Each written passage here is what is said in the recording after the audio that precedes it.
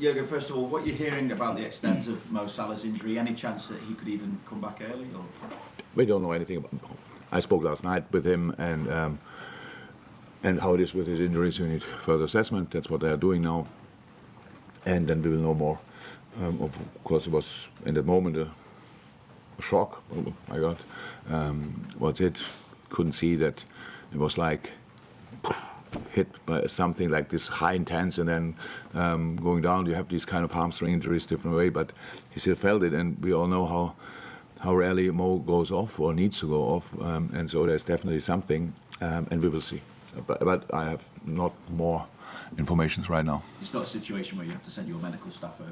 Yeah, we will see. That depends on the diagnosis. We have to, will be ultrasound, and we will do MRI, and then we will know what it is, and then we will see what each plans. Yeah, but that's too early, sorry. For the other injured players, is there any positive news as well? We saw pictures of Andy Robertson training over in Dubai. How's Trent Alexander-Arnold as well? Obviously, he can walk on the catwalk. And we're funny stuff. So, no, yeah, they're all positive, but not ready. So, but they're all going in the right direction, and we're getting closer and closer and closer, and some of them might be in kind of part of team training next week. So for the Bournemouth game, I don't expect anybody back from there. I hope that nobody will be out until then. But after Bournemouth, I think, especially after, maybe for Fulham, we will see how the boys do. But they're all close. Trent close, Dom close, Robbo close. Who else? Dom. I said Dom. Yeah, did you? Again, Dom? I've got big enough. Yeah. You should. You should hear it. That's true. So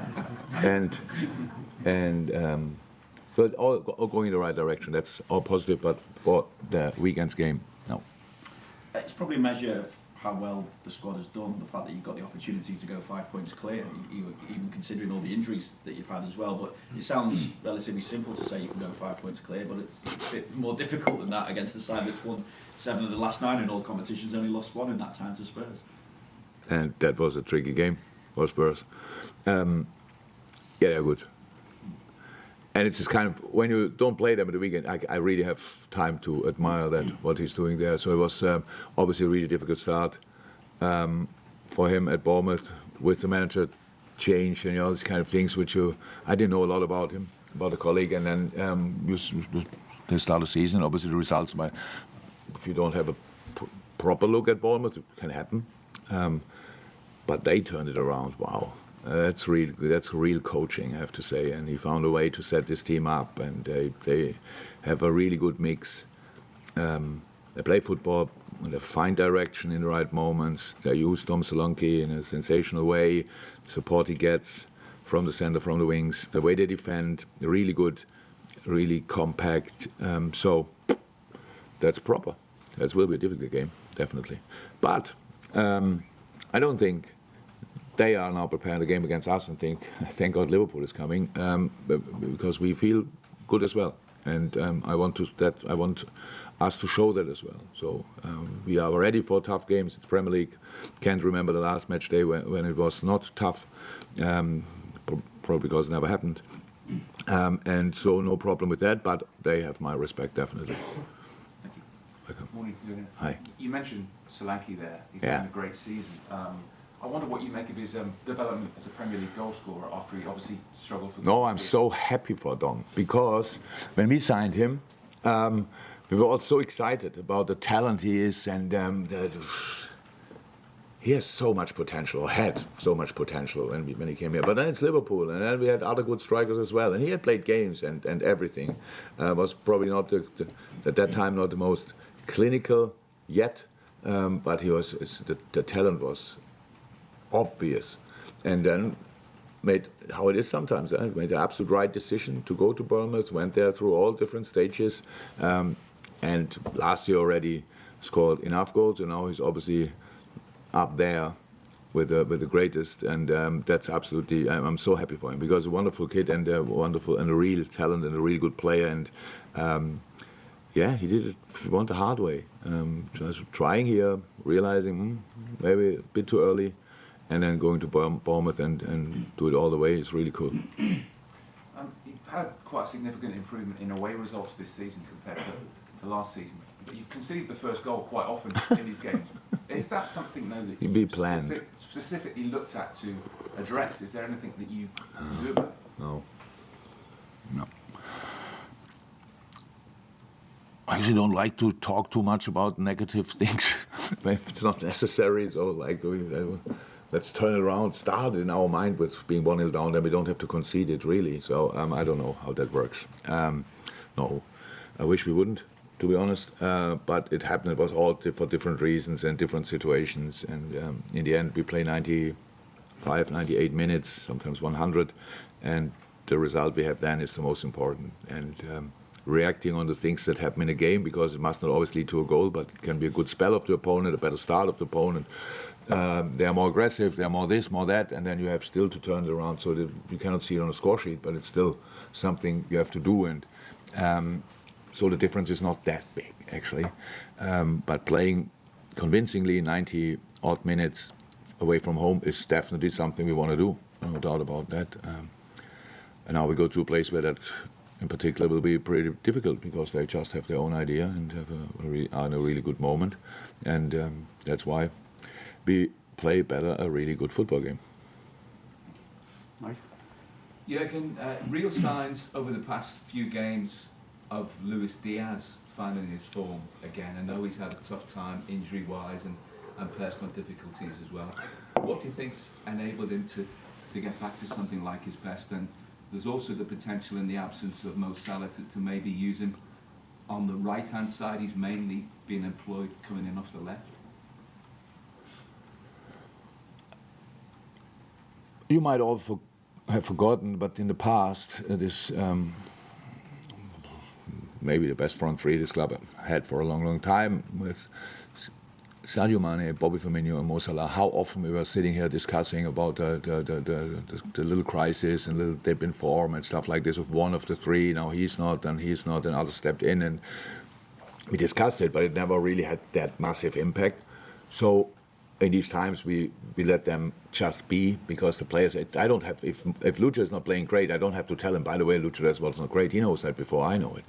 And so it's just about trust and faith and time.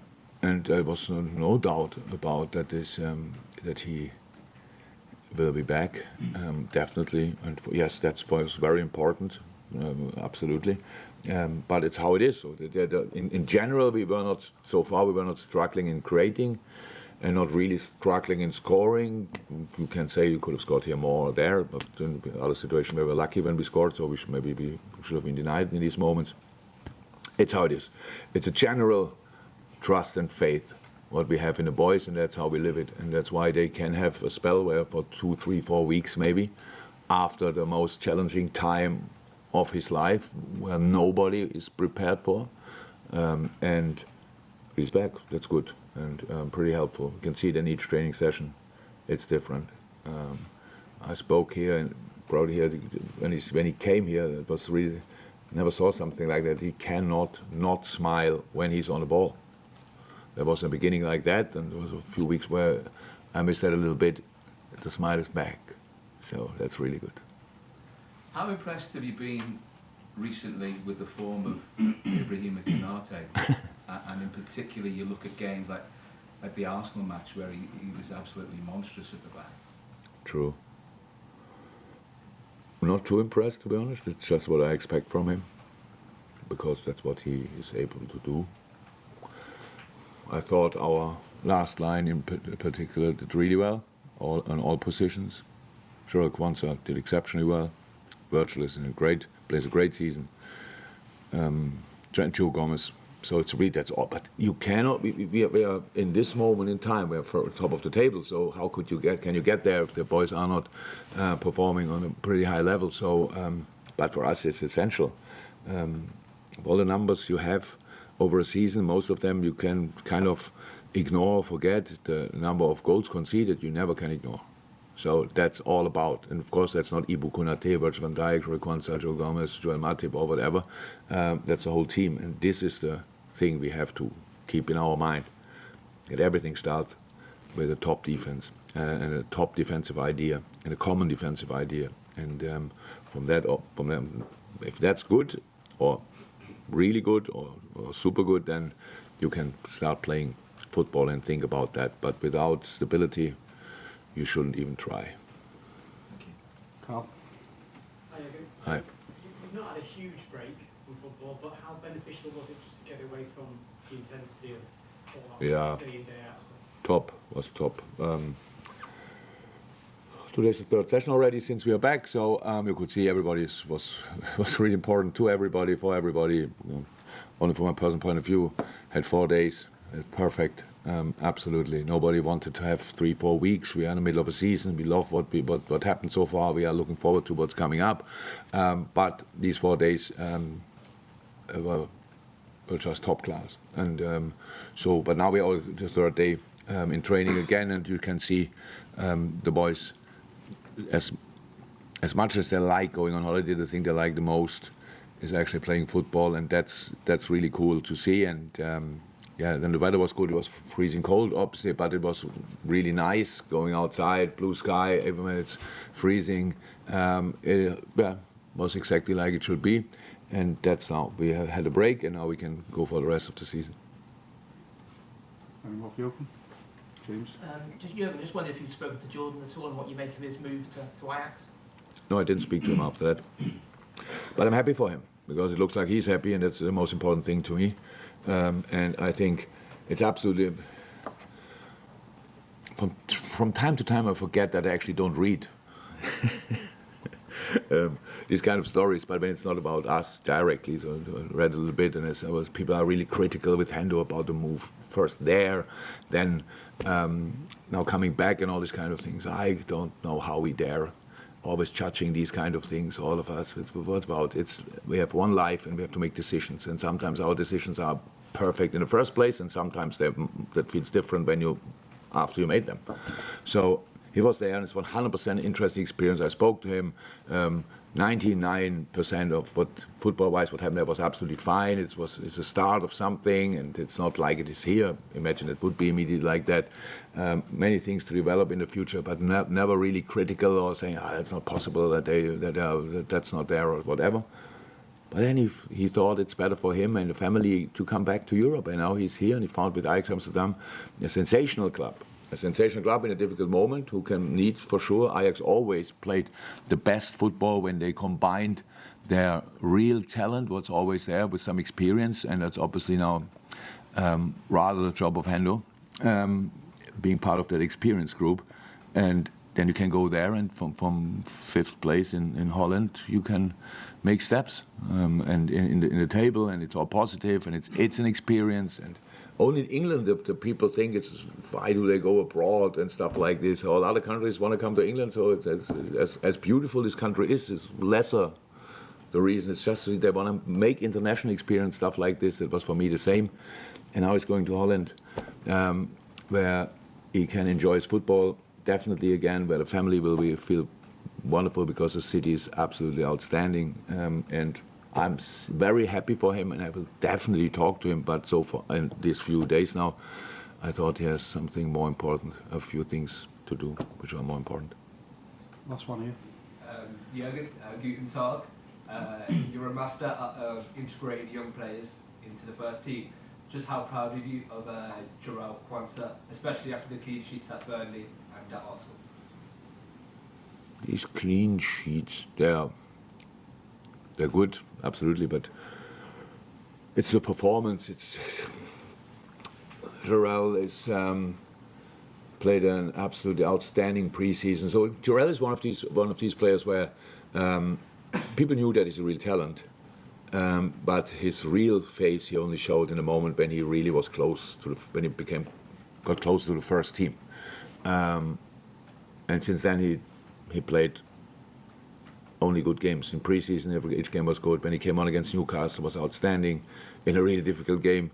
And and for me, it's all fine. It's just really good. It's all not. I can only integrate into the first team what the academy produces. So I think the amount of academy players at the Arsenal game, I think was 10 altogether. Yeah, that's actually a really nice thing. So the academy produces players, but it's all about the players, because even the academy cannot perform miracles and